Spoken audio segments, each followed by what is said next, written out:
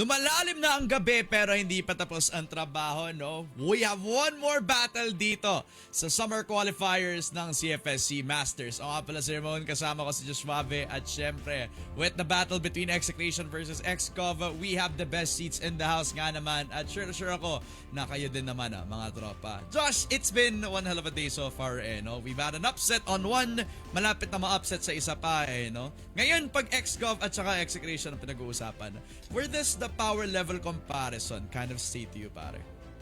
Ako, pare, I'm kinda leaning more towards the Masters side for this matchup. Unfortunately, I feel like LSK, based on what they look like back in Impact Spring, pare, medyo kulang pa, at least from what we saw. But again, we have 2 weeks. Maybe we see the same level of improvement out of the ex-Governors roster. But on the other side, kasi pare, even if they did do better, Execration looked so good in our spring season. Not to mention, yung bago nilang addition dito na si Yotib, aka, hey, where does beat us up in playoffs?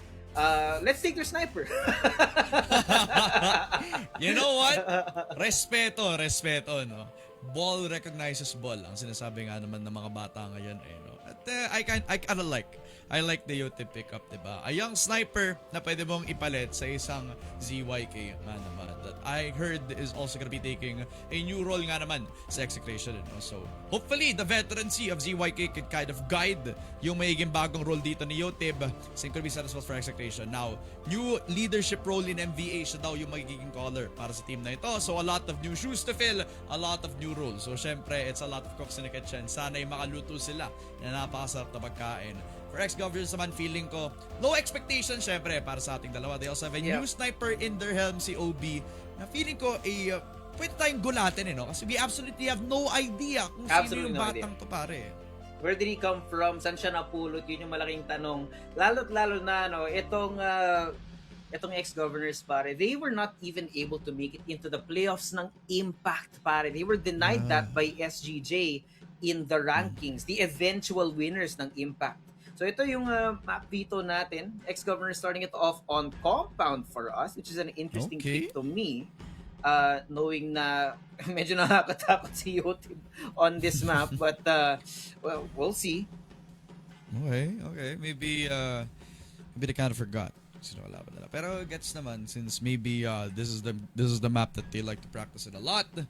And most possibly, may niluluto sila dito, no? They do get yung Eagle Eye map pick nga naman nila. And this is making me curious.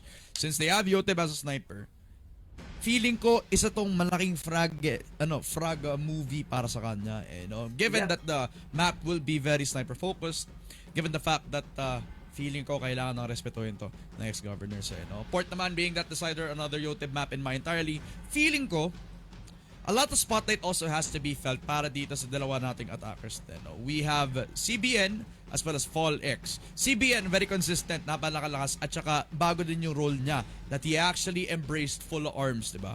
Pero si Fall X naman yung malaking question mark. Kasi medyo nagkaroon na ng drop-off yung naging performance siya compared to last year, pre. Will he be able to prove himself ngayon na nakita natin yung map dito, pre? I'm gonna try and push back to you on that one. Kasi si Fall X, excuse me, may konting piyok. I'm going through puberty right now. But Fall X, pare, he had to be the only attacker on that last iteration of Execration. No? Now that may kasama siyang Justin, may kasama siyang CBN, he doesn't need to be the sole attacker, the sole rifler na magiging final win condition ng Execration, which is good, di ba? Kasi napag-usapan natin before is yung inconsistency of the Execration roster because they're so dependent on Fall X. So now, a lot of that pressure is gone. MVA, Justin, CBN, all of them are shooters, and not to mention Yotib as a great addition on Execration as well to take up yung sniper role. I think the number one question now remains to be whether or not MVA can really grow into that IGL role fast enough. Lalo na ngayon, kasi Swiss stage tayo. If you guys make a misstep and if you don't learn fast enough dito sa Swiss, then there is a world na pwede silang makarating dito. But, on the other side of this is it is the former LSK roster, no? Wherein they haven't necessarily been the cleanest to look at. They're kind of a ilang beses ko na to sinabi pero hot mess when it comes to their impact wins. Kaya nga hindi man lang sila nakaabot ng playoffs. But this will be one hell of a story if EXGOVERNORS actually beat Execration dito, man. Hey, I'm telling you, he said that same conversation before nung kinalaban ng Execration yung QD. And look what happened, pare. Will EXGOVERNORS do the very same?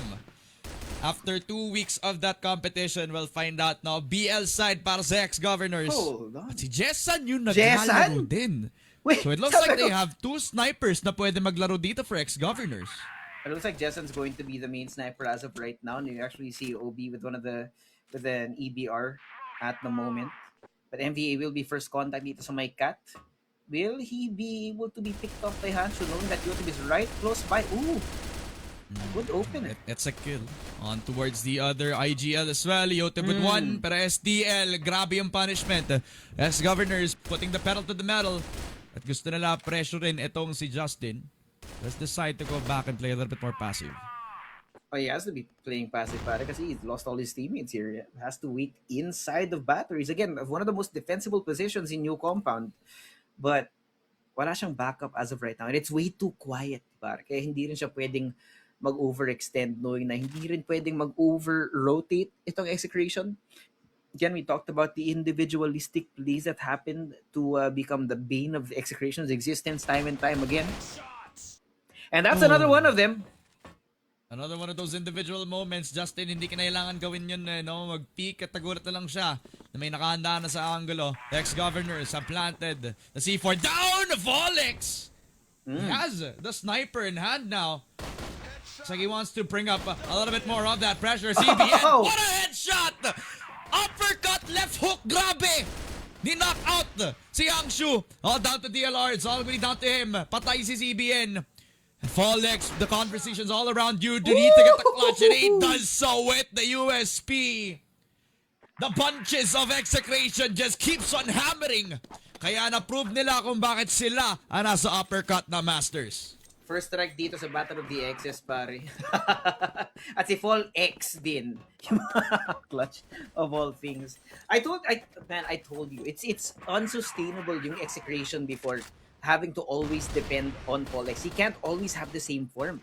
But because he doesn't have to do that, because he has CBN, because he has MD and everyone else on his team, it's so much easier to fit into a normal role with less pressure because everyone's able to hold their spot. Everyone's able to function and do their role on this team.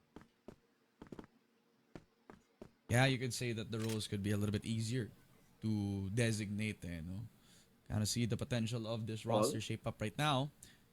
Polex from the sniper, he now converts in towards the M14 and with the flash, hindi na siya nakita ng kahit sino. Wala nang liwanag sa mga mata ni Polex ngayon. As OB will take that shot, 4 versus 3. Nothing but white, man. And I like this change in pace ng EXGOVERNORS, man. You take one, slow it down. Do it again. Both extremities of the map now have been explored by EXGOVERNORS at ibig sabihin ng Execration, dahil bawas sila ng 2 tao, they're gonna be spread thin on this defense. Sobrang problemado yung mga players dito ng Execration hanggat hindi pa nagpapakita yung EXGOVERNORS. Kasi sa ngayon, they need to try and find information, find where they are. So CBN on that duty to try and gather. Oh, timing? Wait, Hanshu? Spotted. CBN wide open and Hangshu. Quick punishment from the captain, the leader, finding himself a big pick into CBN. Hindi nga sasagot ang Execration. Finally, leaving a little bit more to the adjustment. Justin, nakaharap na isang napagandang shot kay STL. The hesitation from EXGOVERNORS. Nakita natin ito from Impact and it's taking shape again dito.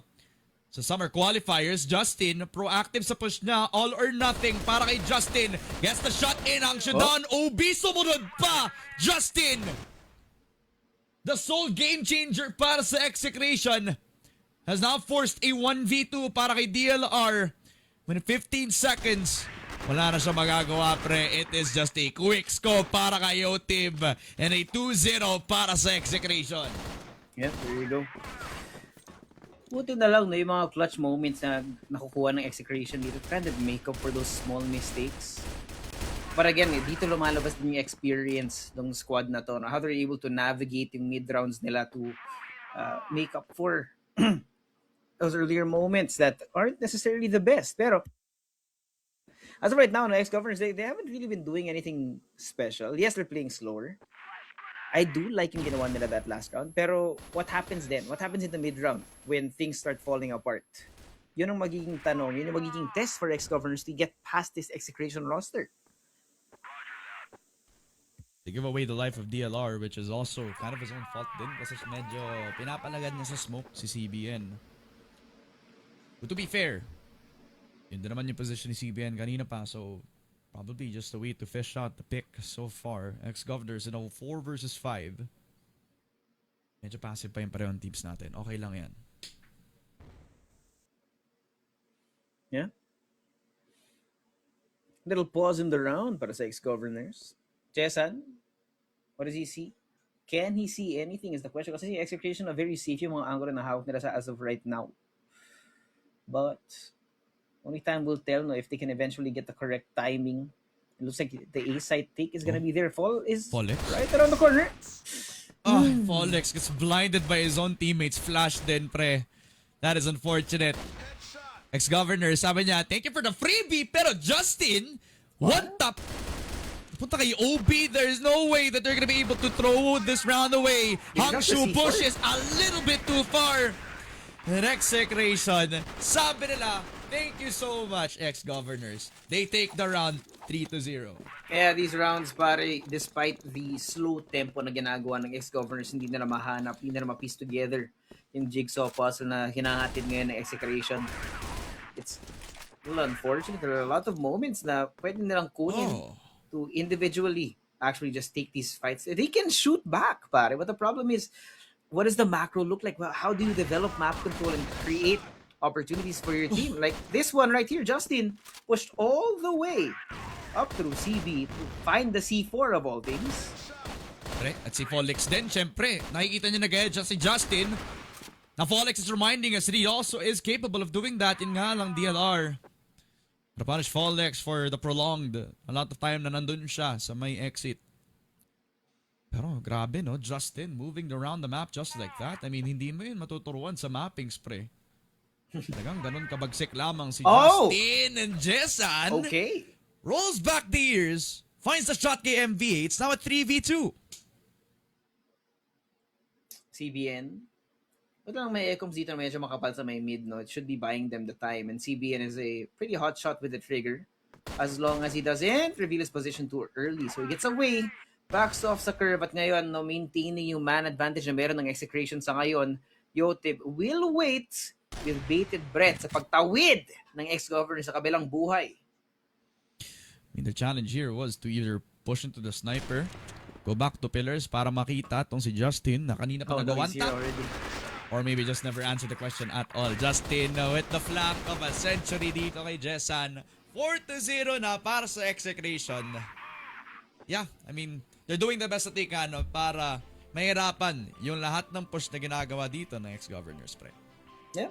I feel like no Execration aren't even really delving too much into their into yung playbook nila dito. They're kind of just doing their roles, kind of just playing normal CrossFIRE. No, Justin able to lurk around, find 1 or 2 kills, catch them unawares, and then Yotib waiting in curve, either in curve or inside of by pillar, no, para makabantay, hindi makatawid ng basta-basta sa may mid yung ex-governors. They have a real problem here na hindi nila malagpasan, pare, and it looks like Execration's wall is way too high for them to scale. Yun nga eh, hindi nila matalunan is what's the whole thing so far, you know? Ex-governors being on that BL side, they kind of, parang yun na-expect ko sa kanila is yung konting poke and prod, mag-fake sa isang side, tapos mapupush sila on one. A lot of steps to actually make an execute happen na hindi natin masabing fast rush eh. They're taking meticulous crossfire, kumbaga. Not really doing that all throughout eh, no? Oo, minsan nag-iiwan sila ng isang player dun sa isang lane, maybe that one player na nakikita natin from pillars to try to hold off the push, but hindi talaga sumasapat yun. Nakakapag-push pa rin si Justin from pillars all the way towards CB and just headshots na hindi natin na-expect na makakagawa niya yun, pre? What kind of animal can let loose ng ganun? Simple. Wala kasing tali na pwede mag-stop sa kanya. Kaya, bilis lang yung mga nagiging pushes ng mga Execration players natin. And I feel like dito, siguro nagkukulang din sa default itong ex-governors. Well, I think a couple rounds ago, nakita natin yung attempt ng ex-gov na actually push on both extremities as a team. As a team yun, they're never able to insert one player. No? And because it's so simple na, okay, 5-man push, back off, 5-man push on the other side of the map, do it again. Na-expect lang dito na execution kung saan sila kailangan pumuesto, kung saan sila kailangan tumoka para i-absorb yung pressure, i-absorb yung aggression galing sa ex-governors. And now, it's been 4 rounds of absolutely nothing for ex-gov right now. They might just be overbooking things. And OB, they're giving them something. Patay yung isa and DLR gets the second as well. The storehold na meron ng Execration, nawala lang. Wala na takot ng ex-governors. Kaya na napalagan sa fights yung Execration. What do you do now, though? Ang dami nating nakitang round galing sa ex-gov na nakakuha sila ng man advantage. Similarly, a 3v4. But how do you close the round? A lot of these late round decisions, a lot of the mid-round miscommunication from ex-gov has become the failure nitong mga games na to, man. Hanshu can't save you in Masters the same way that he was able to save you in Impact. Because this is a whole different level. Laro na itong Execration na we're saying Execration right now have looked so much better than the years prior. This is an Execration that are on the road to try and get back to the international stage. Kaya yung form nila dito, it's undeniable. They look so good. Nakapasok na si Hangshu, oh. All the way from the mid-ground in towards the execute. Hangshu with the kill. Pero Justin still precise with the shots. Oh! Pero Hangshu continues. The captain wants to be the one leading the charge para sa ex-gov. Yotib na lang natitira, the newcomer. And somebody who wants to rise above. He doesn't hit the shot. And maybe he has to go at it with a second attempt. Pero nakahawak na si Hangshu. May backup pa nga siya dito. It's an impossible task para kay Yotib. There is nothing he can do at this point, pre. Yeah. Most probably going to be the first round here for ex-governors, but I feel like this round doesn't necessarily mean that ex-gov have really found a hole, no? It's more on the individual failings dito na Execration. Yotib just having a little bit of fun. The remaining amount of time, wala na talaga siyang magagawa dito. But first round for ex-governors, congratulations sa kanila. No, they call out the timeout and then it actually does convert. But now the question is, how do you turn this into an actual real working system in real time? Especially knowing that Execration, they have things like this. Folex already running head first through mid. What? Yun nga eh. CB taken by him as well. Parang taking advantage of ex-gov. Take a little bit too much time to take the space na ngayon. They already invested the flash, pero they don't need the flash for Folex. Siyempre magpipeak lang siya. And MVA. Good 2-on-1 attack laban dito kay Yotib at saka kay Jessan. Grabe. Good, the sniper's already knocked out. It's a 3v4 now. Execution are happy. Happy enough? Maybe yes. DLR spotted. Hangshu, ayos yung naging trade niya dito kay CBN. Makapasok pa nga ba ang ex-gov? Pero makapag-plant pa ba sila ng C4? Parang hindi nga C4 hanap nila. Execution are taking the long way around. It is understandable, no? Hanshu's fully focused on RS. Pero hindi niya alam, nandito na nga sila OB for that push, right? Around the pillar. Nabagan niya pag-push dito ni Justin at ang bilis lang. 1v2 now. And it's not even there, Ramon. It was close. No, I'm lying. It was not. No. I mean, there was a moment na There pwede was a nga moment. siya. There was a moment Na pwede. Especially dun sa naging wraparound ni Hangshu. If he actually decided not to jump and maybe controlled yung spray niya, pwede. M14 pa, pero I mean, I guess he wanted to take that fight to them. 5-1 na para sa Execration. And now they're gonna be playing back again. Katulad na nakita natin kanina, Josh. Yeah. Again, another different look, another tempo galing sa Execration. No? The last one, Folex just went vintage Folex. Push all the way down through mid, all the way through con. And because of that, nakita mo kung gaano kaingat yung ex-governors dito. really taking their time, making sure that they check every single crevice na baka may nakatalo sa may cut. Wala naman. Diba? It's putting that fear into the hearts of ex-governors whenever you have rounds like that na talagang unpredictable. Sobrang deep nung pwede nating makitang plays galing sa Execration just because of the sheer years of experience on this team. Big lead over nga yung mga nakita experiences from the previous round, but now OB spotted Folex. And a good smoke placed down, medyo madidali pa ata yung magiging STA control. Or at least yung exit push na ginagawa nga ng EXGOV ngayon, but still have mid-con. And they still have a lot of time as well para mag-push dito. EXGOV have all the options in the world at ginagawa nila ng lahat para matakot yung pareho nasa store B at pati na rin yung nasa store A.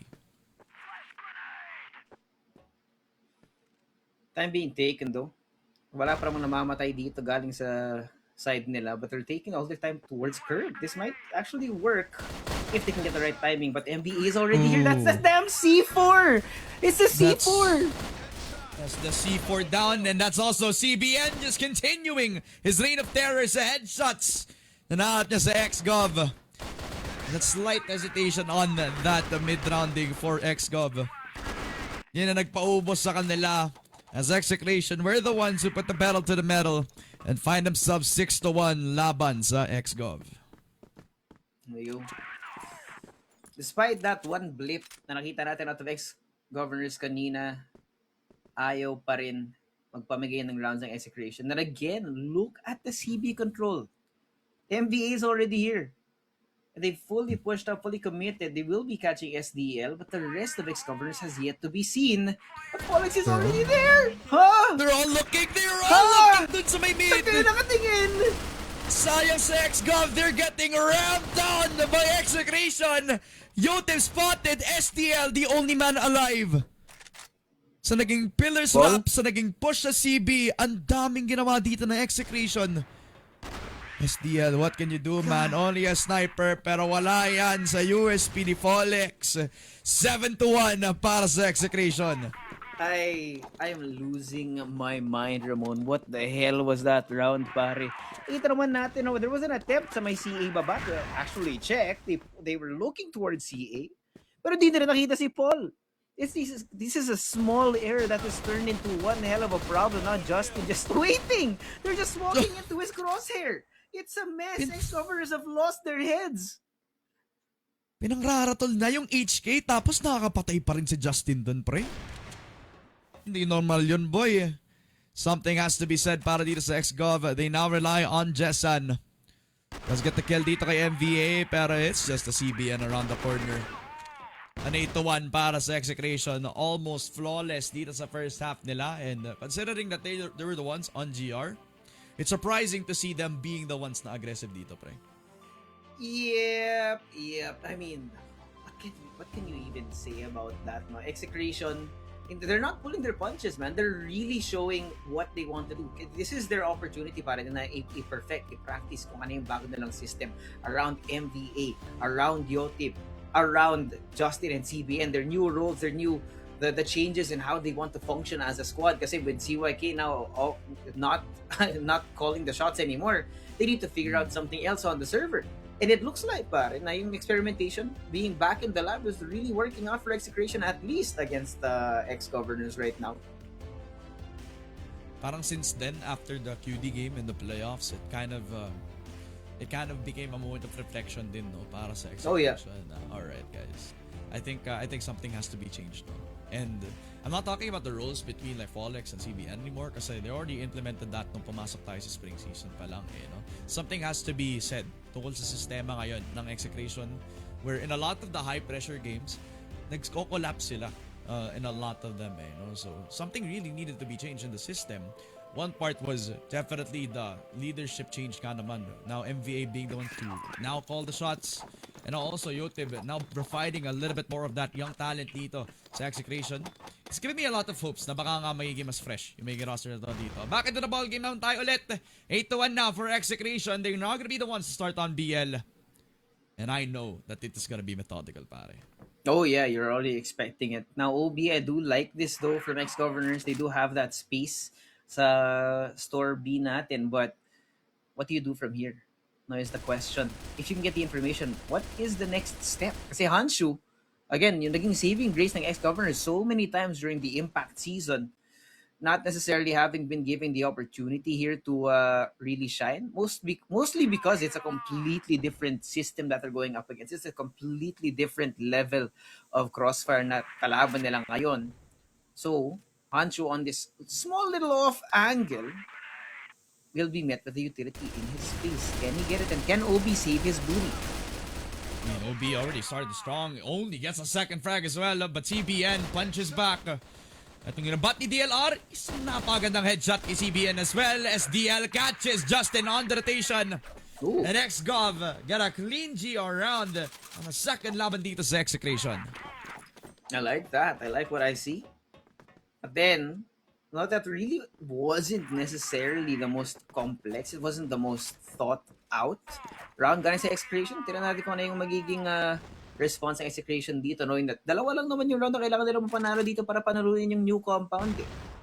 And yes, you have the opportunity for Hanshu and for Jess to really shine here on the GR side, knowing that it is new compound. Pero how many opportunities are you going to be able to get knowing that you're 6 rounds behind, man? Hanshu taking a few peeks sa may Storby natin, actually pushes forward into a more advanced angle. He gets spotted out. Konting anino lang yung makita, but that's still information that Execration is able to gather dito, Ramon. And if you actually see Justin here already creating that presence, that pressure sa may mid area ng map natin, will then start to pull the pressure, pull the presence ng ex-governors away from that B site. As you can see, no, yun nga yung response. Yun nga eh. Kasi yung likod nila medyo exposed na nga eh, no? So that also calls the attention of at least one player. The 2F player na si DLR now calls to become that CR holder. Kasi pwede nga sila maikutan ni Justin. But in response to that as well, Execration now have an EA push na pwede nilang labanan. DLR patay kay Justin. Execration making this look easy with 3 kills in hand. And Justin just makes it 2 more to his name. Si Obi na lang natitira. At siya yung pinakabagong salta para sa ex-governors. Finds a shot in towards the veteran pero si Yotib pa rin ang kukuha ng pinakauling laban dito sa EXGOV this time around. It is set point para sa Execration. One more round here para sa Execration, and ex-governors are not looking any sort of comfortable on their own map pick. And they're all in. They're just gonna push. They're all just dead. They're all dead by Yotib, who's just holding the angle down. At kala mo nag-backspace sa keyboard, naubos ang 3 players ng EXGOV, although albeit it is still going to be a close round. CBN gets the shot into OB at the spot pa nga niya si Tito Jessan, who now quickly calls the attention of CBN, who also gets a 2K just like that. The Execration make it look simple sa new compound. Yep, it was really clean. Galing sa kanila. Mas lalo na itong BL side, no? We actually got to see quite a few different looks from their GR side. But when they showed what they actually have been able to cook up, pare, there is a lot of hope for this Execration roster. Mukhang nagising talaga sila sa pagkatalo galing sa Kerdas, picking up Yotib here and developing a new system. But man, a new system, even if it's new, if it works, it works.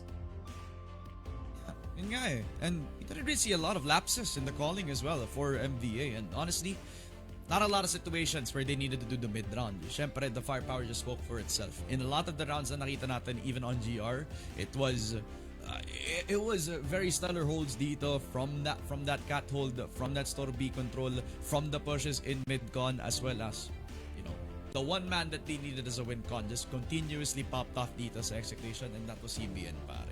Wala talagang doubt na pagpasok dito sa summer season, mumiinit ang dugo niya, pre. Siyempre, dapat sabi niya, kalimutan natin na lahat na nangyari dun sa playoffs ng spring. He wants to build a new narrative around Execration na sila dapat ang top 3 dito. And we got so many moments out of Execration for this one, man. Justin, he had his star power shown on the stage right now. CBN, a solid force to be reckoned with on the server. And an MVA, pare. Who expected the calling from MVA? Granted, no, we didn't really get to see too much after this BL side galing sa Execration, but then we did. The few rounds we got out of the BL side from MVA, the calling looked great. It looked really clean. And it will further be tested in the rest of our maps in this series. But ex-governors, pare, hindi ko alam kung ano yung kailangan nilang gawin dito.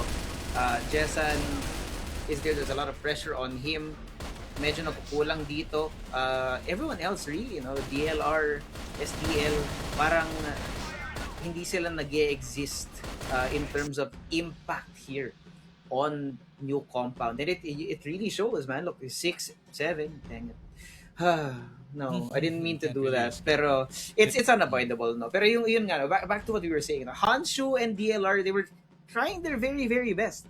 Pero kasi it's reminiscent of Execration a couple of years ago na you can't be saved by one person. You can't be saved by Hanshu. You can't be saved by DLR. You need to actually look like a team on the server. And I think that's the number one problem na pinapakita ng Execration. They're really exposing that ex-governors have been leaning on Hanshu and DLR too much back in the Impact spring season. Doesn't really help that the team's also kind of in between things right now din. Yeah. So hopefully makapag-bounce back nga ulit ng ex-governors considering the player quality.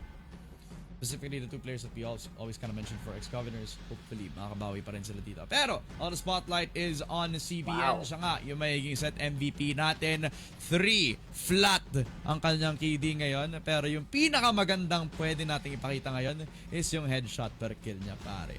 0.8. Imagine, almost all of the kills that he had is a headshot. It's another day in the office para kay CBN. Siyempre, nakakatuwa knowing how things went nung playoffs. He's still the continuous performer that we see. Yeah. I mean, ever since we saw this Execration roster come together, or this core of 4, even before Yotib showed up, they looked really solid. And with Yotib joining the fray now on the Execration side of the server, pare, flying from Cebu to Cavite to make a name for himself, it's so exciting of a prospect, and we're looking forward to see more of that in this series. Yeah, for sure. Lalo na't nasa Eagle Eye na tayo ngayon where it will be the map pick of Execration as well. Yotib, it's your time to shine. Tingnan natin kung gaano ka-consistent ang sniper na to. No? Ex-Govs, I feel like it's gonna be a matter of if you're gonna come back in here because it will be one hell of a difficult fight. Tingnan natin no? Kung mabubuo nga ba ang lahat ng endings na nakita natin sa kwento na ito. Ex-Govs versus Execration will resume after this short break. Papasok na tayo sa mata ng agila para sa second set natin. Welcome back mga tropa sa CFS SEA Masters Summer Qualifiers where it has been one hell of a showing para sa Execration to now have to chase that challenge dito sa mga players natin on ex-governors. 1-0 na tayo ngayon at malapit na patapos sa serye. At dapat gawa ng paraan yon ng ex-gov para hindi mangyari ang magiging inevitable end yun. Ramon at saka Josh Suave pa rin on the casting desk nga naman. Josh, it's been a pleasure to see Execration doing very well. And nagulat ka ba na sa CBN pa ngayon top performer? Ako hindi No, absolutely not. And it's testament really to how stable itong roster na to. They had some roster changes. Yes, new IGL. Yes, new system. Pero kaya pa rin nila. And that really is a testament to the player quality na meron sila dito. Not to mention, Yotib looking like he's a perfect replacement. A perfect addition dito sa Execration roster na more or less kind of inconsistent back in the day. And now they're looking solid. And well, this is their map pick, pare. What else can we even say? We're looking at Yotib here to really pick up where he left off, being one of the strongest snipers that we've seen consistently in the spring season. Lalo na medyo tahimik yung nagiging itsura ng ex-gov. We had Jessan here na it's hard to say that he really made a dent dito sa new compound. And OB, yung actual Arctic player dito ng ex-gov. There's gonna be some pressure on him as well to be able to perform. But this is the perfect map to really show your prowess as a sniper. We'll have to see. That's true. A lot of discussion around the snipers dito. I think the IGLs are also gonna be one key factor as well para lang makita natin kung kailangan ba nilang mag-mid round na maayos dito para magkaroon ng adjustments or will the initial plan work out in the end? Because for me, I think a team that doesn't need to do a lot of mid-rounding dito will be the Execration squad, considering na, MVA in a role that he doesn't really normally do as an IGL now kind of is put in a place na kailangan niyang i-move around yung mga bata na kasama niya dito. I think he can handle that very well compared to Hangshu, who is in a lot of pressure right now, pare. Let's be honest Yeah. right there, no. It's a lot of things happening all at the same time, and with the game also kind of in the situation that it's in, it's a lot to take in ngayon for Hangshu in itself, no. So hopefully the macro can speak for itself for both of these teams ngayon, and I don't know, man. I think now that we kind of in a place where we kind of saw Yotib play, parang feeling ko may pipiga pa tong batang to honestly. Meron pa yan, panigurado. And again, no, we're going back to the mere fact that Execration, this is a new roster. It's a new system. It's the same players with one addition, but they have to develop so much around it. But this is the perfect place to develop that. Pero ito na nga, no, in a comparison, pare, the way that Execration have to function, it's so much easier for Execration to play here, knowing that ex-governors, yung star player nila is also the IGL. So there's so much pressure na kailangan niyang gampanan yung role niya. Yeah, honestly, sana it's gonna be like a nomad situation. Pero this time off, OB gets the kill. Justin gets the second. Grabe, Justin ang tagal niyong nakahold lamang sa EB. He finally goes down, pero OB gets shot in. Normally the Arctic player, now finally an attacker. SDL finds the shot din kay Yotib na medyo unawares na nakapag-push na pala dito sa SDL. MVA with the flank as well. Pero I don't think he has the timing dito, Josh. Nakapasok na sila agad sa site. Jessan drops the C4. OB spots him out. Yun nga lang, hindi siya nakahabol kay MVA. Everything falling into place para sa Execration. At para sa XGov, they just fell, man. I don't know what happened there. Bro, there was no way on paper that round should have been an Execration win. I was surprised pa rin. Biglang nandun na nga si MVA sa may likuran nila. Ganun lang kabilis yung ginawa nilang flank. And now Execration. Despite that, Hangshu still making an attempt on that A site. Huh? Hangshu's finding that the first kill. OB very far in. Pero MVA, CBN, they got the picks for themselves. Nothing that ex-governor can do. A shot from Jessan all the way from downtown. Pero it is a 1v4. And Folex is just gonna hit that headshot. Back to back. Straightforward rounds lang para sa Execration. Fragging IGL MVA, pare. 4 kills and 0 deaths so far in the last couple of rounds. And it's a different speed that we're seeing out of Execration dito ng ex-governors trying to give them full on the grip. Wait, CBN's gonna see the C4. Nakalimutan nila agad ata. CBS is gonna get the kill on SDL. OB can entry on point, but they don't have the objective. So this space na kinukuha lang ng XGov, walang kahit anong effectiveness sa magagawa dito. They can't plant, they can't do anything, but maybe just go for the kills. Really, what's the point of all this space when you don't even have the C4 even close, man? You already have your control of the side, but where the hell is the C4? The amount of time now being given away for Execration to start the retake, wala pa dito yung C4, parang naka-retake na yung Execration. Naiiwan yung parcel sa dispatch, man. Pakitawag na nga yung JNT. Oh, giving shades of MATTJESS nung nagsimula pa lang si Aldrin dito, pre. This is not looking good for XGov. At least nakuha nga ni Hangshu. Tapatay pa nga dito yung isa, Yotib. From the sniper in towards the M14. He has sprayed it all down dito kay Jessan. Si Hangshu na lang. And again, we talk about the narrative that Hangshu can't do it all alone. Ngayon, wala na siyang choice. He has to do it all alone. But Yotib gets the spot dito kay Hangshu. It is a 3-0 yet again para sa Execration. I hate to say it, Ramon, but this is a lot faster than I thought it was gonna be. I mean, kasi nakita naman natin, kaya naman ng ex-governors maglaro ng mabagal pero hindi gumagana dito eh. They're not, or rather, hindi nga nila sinusubukan dito sa Eagle Eye. And they look like a complete mess. It's what the way that last round went, pare, nakapasok na sila ng site. Yung C4, nasa RS pa nila! Sayang yung effort na ginawa ni OB, pre. Ganda ng mga entries. Oh, God. Walang nakakonvert around. CBN. Good shots in. CBN. Siyempre, walang kahit anong gagawin. Ang XGov kung si CBN yung kalaban. As MVA gets his 4th kill para sa round na ito. This is one hell of an Execration on GR. Oh, absolutely no objective confirmed para sa ex-governors. CBN parang naglaro lang ng FFA, man. Di man lang siya na-check doon. It's a mess. And magtuturog kaming sirang plaka dito, pero until ex-governors can actually look like they're a team right now, it's looking very likely na maulit lang, pare, yung nangyari kanina sa una nating mapa. in this series. Oh man, at this point, what do you do? How can you play? Because new compound didn't look good, and now they haven't been able to get anything. Pero si Jessan, there is a hope. Taking Justin down, creating some space up in mid, gives him an opportunity. But how do you take this opportunity and convert into an actual round win? Just like that. The kill from Fallex, he just answers every question with just firepower, pare. At syempre, hindi pa siya tapos. Syempre, gusto pa niya ng isa pa, pre. Fallex, pushing and hang shoot, dead! Another opportunity for Execration or just hunting for kills. Walang kahit ano sagot para sa XGov. Maybe STL can get more out of this. Fallex dead. But he does have the C4 then. MVA finds DLR. At si SDL, mawawasak lang ulit. This is a 5-0 para sa Execration. And there's nothing at all that XGov have been sort of doing para lang maiba yung narrative. Eh, no?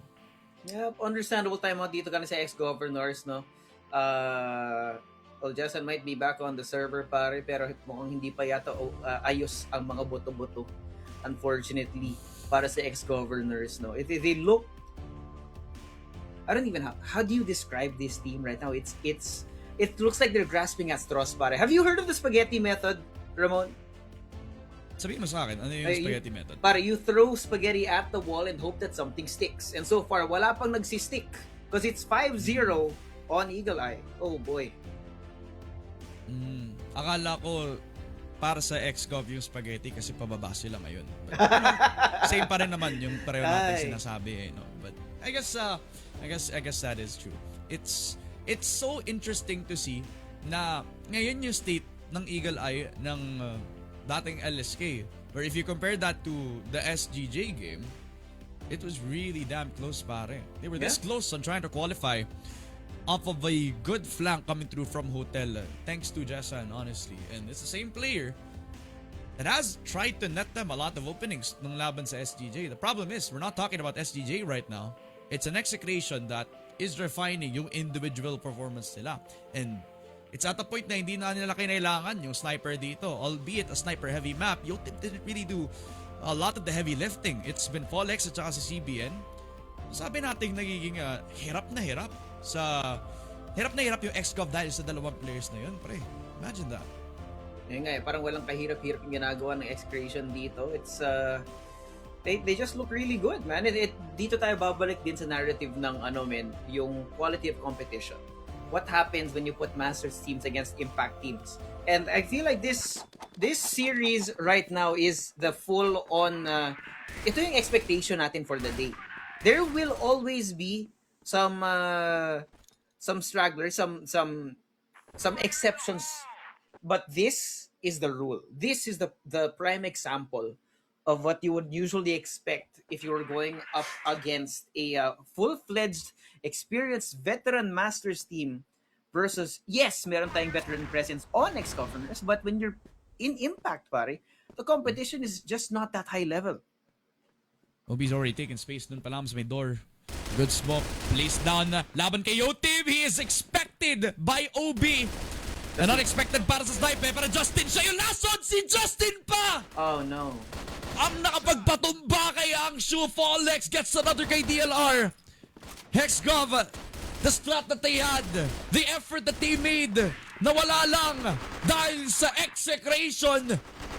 Na lagi na lang nakakahanap ng sagot. Lagi na lang talaga.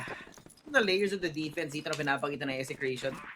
Nakapasok yung EXGOVERNORS already as they caught Yotib here sa HM. Pero, maliban nila na nandun si MVA. Or si Justin rather, no? And now the 6-0 lead. Para I wouldn't be surprised if somehow yung EXGOVERNORS wala sila nakuha ni isang round dito sa first half natin because yung BL side nila, pare, hindi ko nga maisip kung nakapag-plant na ba sila ng C4. Parang hindi pa, men. Nope.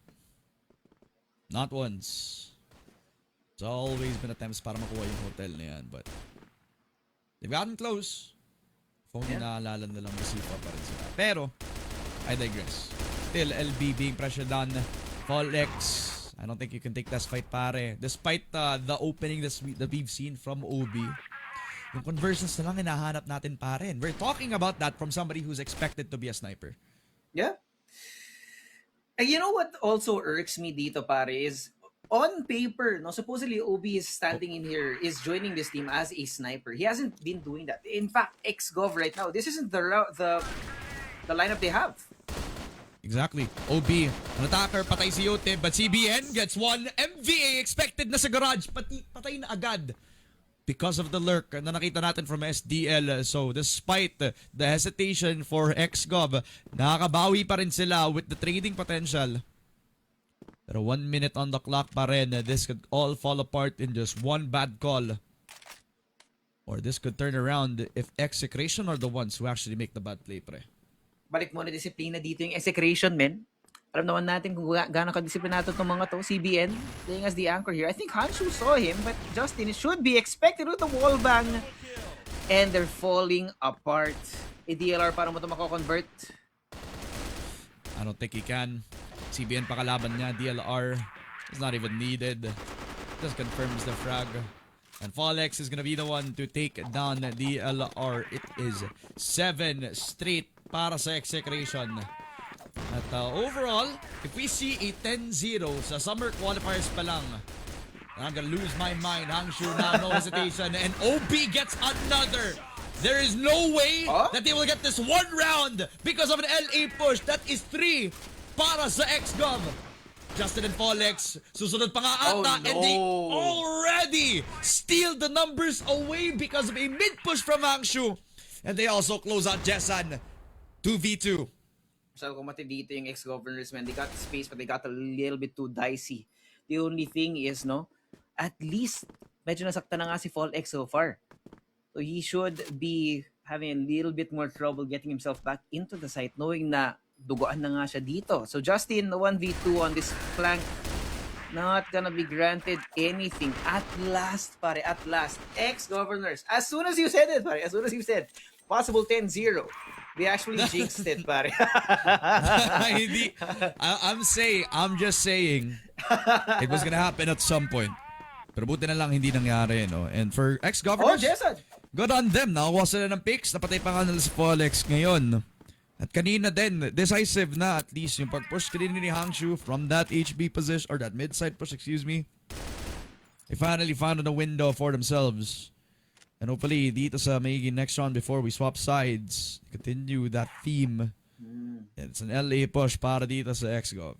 Look at Justin. He's already coming up on their backside. The Execration are able to maintain that pressure. OB will have to be able to stop this push galing kay Justin. But he's looking the wrong way. Natamahan niya pa rin though. That's good news for ex-governors. The numbers are falling apart in this round for Execration. And that's when the ego takes over, pre. At sometimes, that's not really the best choice para sa'yo, no? It finds the spot dito kay Jessan. He was lurking papunta doon sa may LA, pero nakita na ng Execration. Naka-rotate na sila papunta doon sa may B-side. CBN decides to go for the long wrap, and SDL will find yung sniper ng Execration. Again, sa MVP kanina, CBN can do magic. At the spot baka niya si DLR, pero quickly, SDL will shut that dream down. 2-7. A big lead para sa Execration and a very far dream for ex-governors right now, pre. This is with respect to them. They're doing the best that they can para makakuha na rounds dito, pre. Yeah, man, they really are, pare. Literal na gagawin nila ang lahat.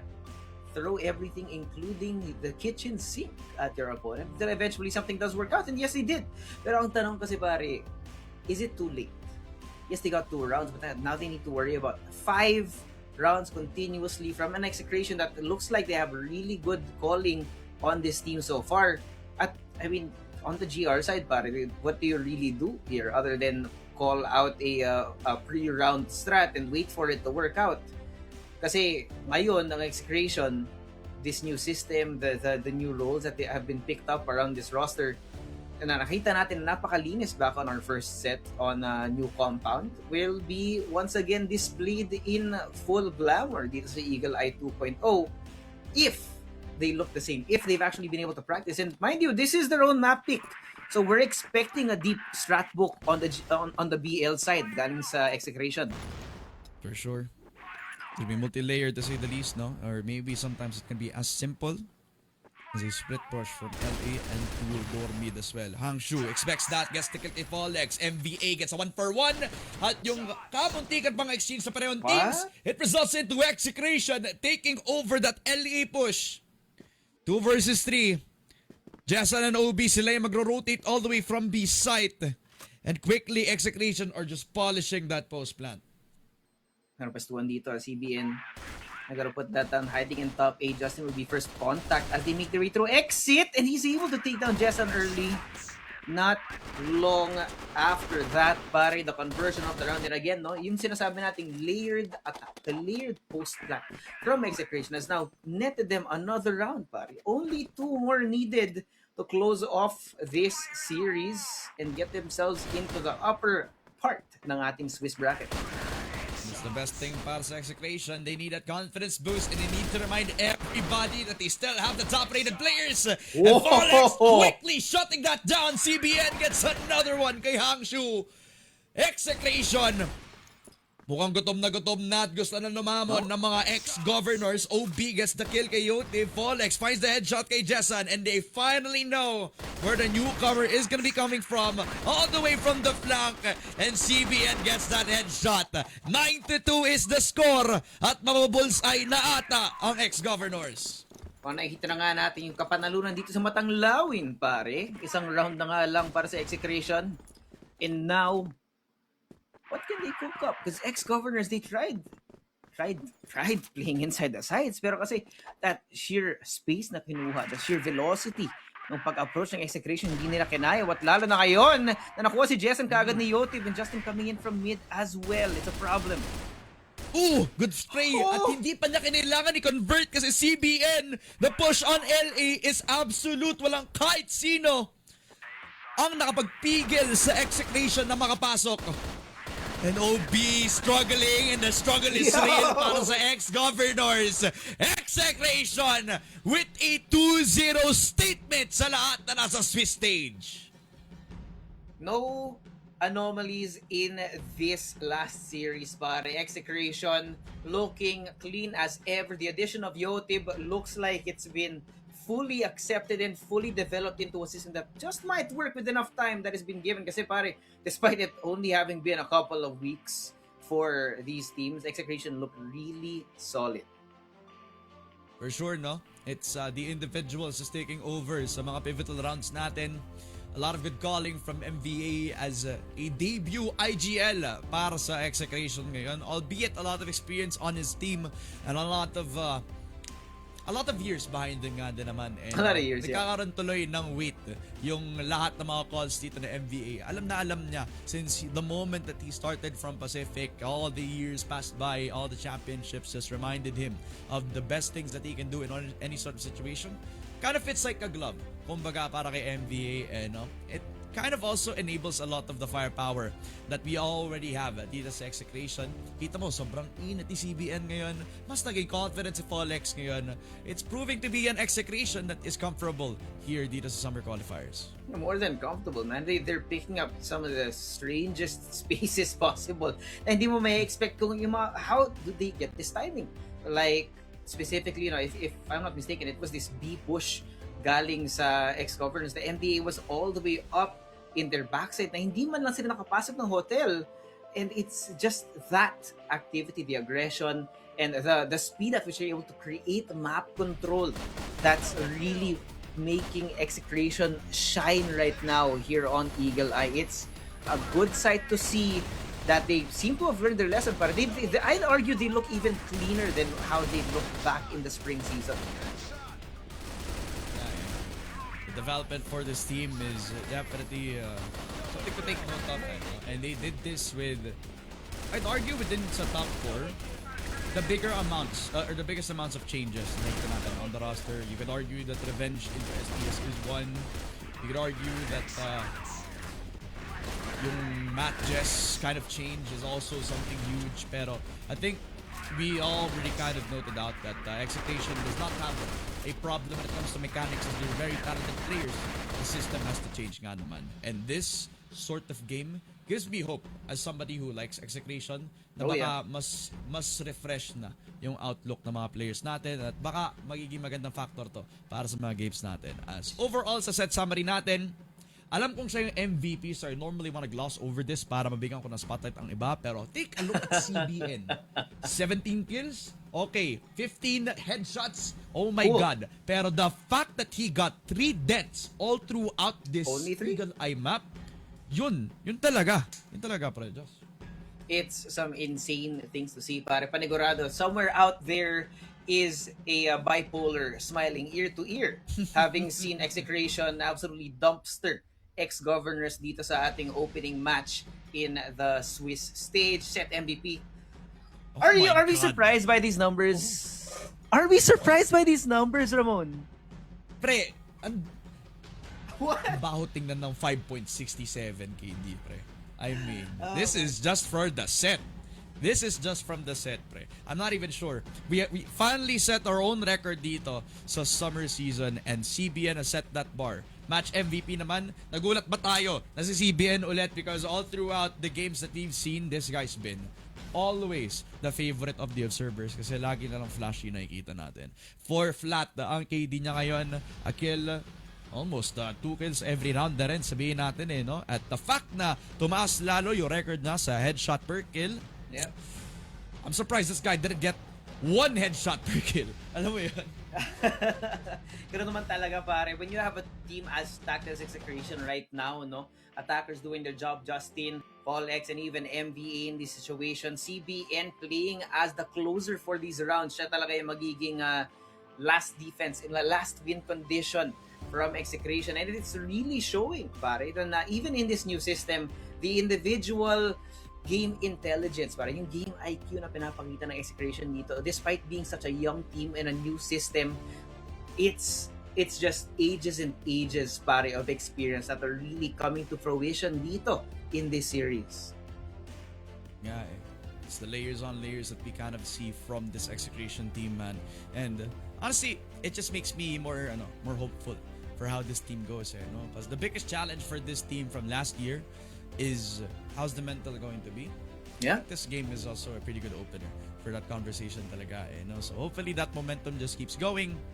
And that also means na, syempre, the future is bright para sa Execration roster ito for the summer season. But overall, no, for today's broadcast, I think it's safe to say as well that we've had a good opener for the summer season, being that this is the first day ng Swiss stage natin, no?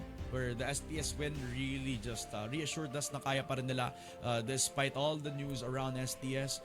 VP, yeah, albeit magkakaroon ng konting changes dito here and there in terms of the system, but overall I think they can bounce back pa rin naman. I think the biggest surprise for me pa rin talaga was the upset that we've had today, pare. And I really can't believe that the Swiss stage actually gave us that window of opportunity, but maybe that's also because why I really like the Swiss stage talaga, pare.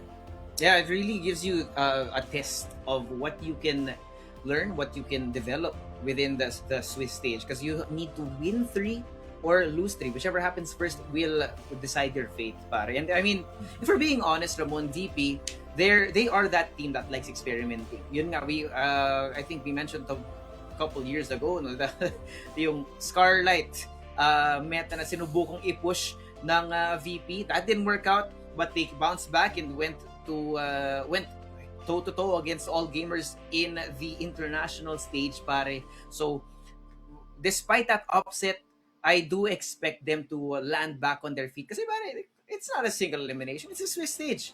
All these teams have time to learn, have time to make mistakes, and if there's any place to experiment, it's here right now. As long as you don't fall out of contention for Masters. As long as you don't lose a lot of more games dito, no? All throughout the week, we'll see a lot more coming through for all the teams that we've had so far dito, no? And there's still that big question na kung may bababa nga ba si Impact sa lahat ng mga naglaro sa top 4 natin, no? That's all the pressure in the world para sa isang katulad ng VP na sila na nga nasa conversation for that, no? But kudos nga naman to Attras pa rin. I think I think I've been very vocal about how hardworking Attras has been all throughout the season. Syempre, shoutouts nga po pala kay Boss Cedric as well as kay Boss Andy, no? Very much nurturing the new generation dito in Attras Esports, and honestly, a really good showing so far today has been a product of hard work all throughout the season nga naman. So, you know, the future is bright para dito sa Attras Esports all throughout. But it makes me so excited to see how this Swiss stage just keeps developing. And wala, parang mas na-excite tuloy ako sa mga bago ding salta na makikita natin tomorrow. No? We kind of already saw half of it today. Siyempre, may mga iba pang hindi naglalaro. No? Yung dalawang JY teams hindi pa naglalaro today. Siyempre, gusto ko din makita yung mga yan soon. And lang. Anything that you're kind of excited about this Swiss stage, pare? I mean, I know that you've seen the teams, bro.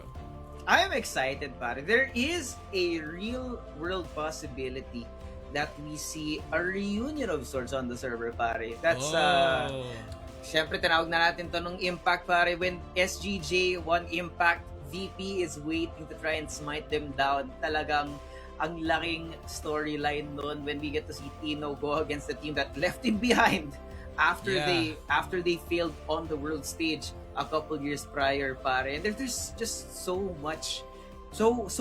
many rich storylines dito sa Swiss stage natin. I mean, just what we saw today, man. Do we see Alliance bounce back from some failures? Do we see JY Esports actually bounce back after having a really bad performance back in spring as well? MATTJESS, the new MATTJESS roster that has come out, mga kaibigan. Full Bisaya, by the way.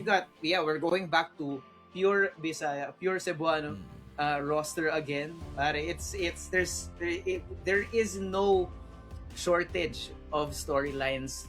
Everyone has a team to cheer for here in our Swiss format, and this is why, man, shout out to Smilegate for giving us one of the richest years of storylines that we've ever seen, just because of these new changes in our format, man. It's beautiful to see all these teams getting a stage to really show their development and to try and punch above their weight, no?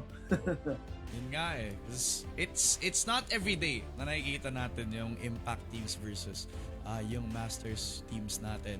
Truthfully, also fresh off of their own playoffs sa pareho nating events, it's an interesting display kung gaano ka layo nga yung magiging gap natin. Although so most of the matches that we've seen so far, the top 4 from Masters still kind of keep a place pa rin para dito sa ating Summer Qualifiers. Pero yun yung reason kung ba't sinabi ko, for the most part, everything is still up into play dito. Especially with the bracket in front of us right now, syempre, nakakatakot tingnan na nakababa dito sa 0 and 1 ang Virtus.Pro. Syempre, sama dyan ang Acceptance as well as ang former LJC, ang MOMEN Esports at saka ang EXGOV. Pero sa pinakatuktok, dahil sa mga panalo nila kanina, it is STS, Attras, FERVID as well as Execration up in that one-win bracket. Ibig sabihin, randomly at kahit sino dito pwede makipaglaban sa mismong one-win bracket na yan, pre. There are so many possibilities dito, man. I mean, JY Bacolod, pare, welcome to Masters, their opportunity here, no? MATTJESS, Alliance Gaming, man, there's so much. It's just so rich, pare. Yung mga matchups natin for tomorrow, we're not even done with the first stage of Swiss. We have 4 more matches for tomorrow, pare. MATTJESS and JY Bacolod to start off the day, and then Alliance Gaming and ComebackFriends. Exactly. It's gonna be interesting to say the least, no, if we're gonna get that eventual SGJ versus VP first. But it will happen when the stars align talaga, no? Tinan na natin kung ano yung magiging roster ng MATTJESS, considering that they're gonna be full Bisaya, and how it will shape up the competition. Yung pareho ba nating JY orgs, are they gonna be able to make a splash here considering the summer season or the spring season that they've had previously? Or will ComebackFriends and EKISQUAD finally get themselves their names dito? After a very long stretch na wala sila sa liga, ibabalik na ulit sila dito para magkaroon ng pangalan. Siyempre, wag natin kalimutan yung Alliance Gaming din, pre. Syempre, from the spring season, we have had high expectations ng first half pa lang nun.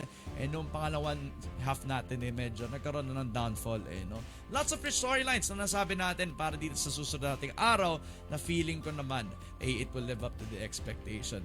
Before anything else, no, Josh, ano yung mga shoutouts mo, no? Kasi I feel like we're reaching the end game dito. Yeah, man. I mean, of course, shoutout sa dalawa nating co-talents kanina na naghatid ng mga boss nila dito, Sneaky Frog and Salvatore. And, of course, everyone in prod for giving us all this beautiful, beautiful broadcast. And it wouldn't be possible without them. Okay, no? Ang dami natin pwedeng pasalamatan, no? So why don't we officially do that, no? Thank you so much sa lahat ng bumubuo ng pinakamalaking liga ng CrossFire sa Pilipinas as well as sa Southeast Asia, sa TNC events at production na hand in hand para mabigyan tayo ng napakakulay na production as well as ang broadcast natin for today as well as the next days. Sa Smilegate at saka sa Game Club, sa mga teams na naglaro ngayong Phase 2, sa mga fellow talents natin na-mention mo na nga si Salvatore at saka si Sneaky, mention ko na din agad si Josuave, si Mochi, Bipolar, si Daydom, si El at saka si Emlo na makikita nyo sa buong summer season natin, as well as thank you so much sa CrossFire community na ilang dekada na ang CrossFire, solid pa rin ang suporta ninyo from start to finish. That is it for the very first day ng Phase 2 ng Summer Qualifiers natin. Tomorrow, tuloy lang ang pakbakan at ang kwento hindi pa magtatapos. Ako nga pala si Ramon, kasama ko si Josuave, and this has been for today ang Summer Qualifiers. Tomorrow will be one hell of a banger. So long and good night.